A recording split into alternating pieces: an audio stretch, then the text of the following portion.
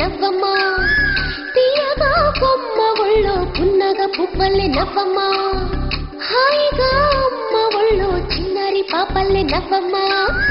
తీయగా కొమ్మ ఒళ్ళో పున్నగ పువ్వల్లే నవ్వమ్మా హరి విన్నుగా నవ్వుతూ ఉంటే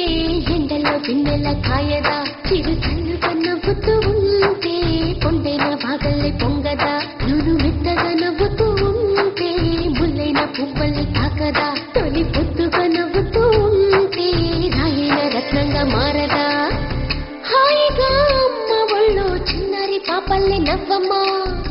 తీయగా కొమ్మ ఒళ్ళో పున్నగ పువ్వల్లే నవ్వమ్మా